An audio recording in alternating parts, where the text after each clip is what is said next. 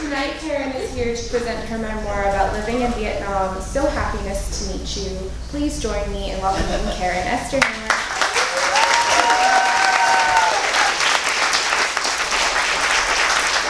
Thank you so much for coming. I really appreciate it. In July 2008, I was jolted awake from the American dream when, after 15 years, I lost my job at the Los Angeles Times in a massive layoff of nearly half the staff.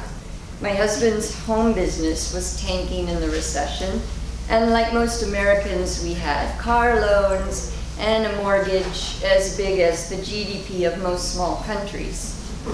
This was no time for clear thinking or careful planning. I arranged for us to sell nearly everything we owned and throw the rest in a bag and move with our 8-year-old son to a significantly cheaper place on the planet, Vietnam. Low cost, high adventure, I figured we could live frugally and ride out the recession. Vietnam had a lot of jobs for Westerners, teaching English. The global economic meltdown wouldn't touch us in Vietnam, except it did.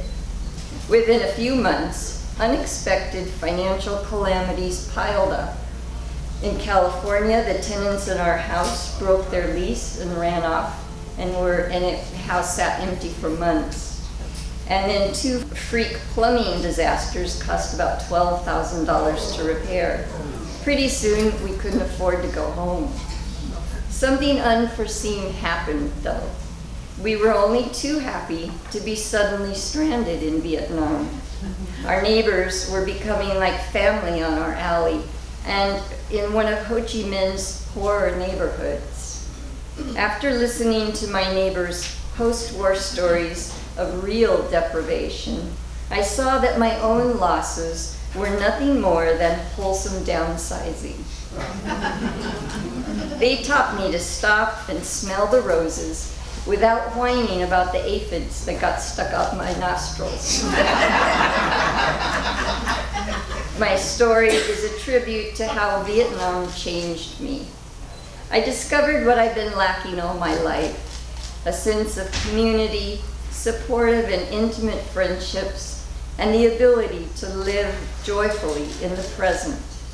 I started to feel content, even grateful for what I had. After 2.5 years, we could afford to go home, but you'll have to read the book to find out how.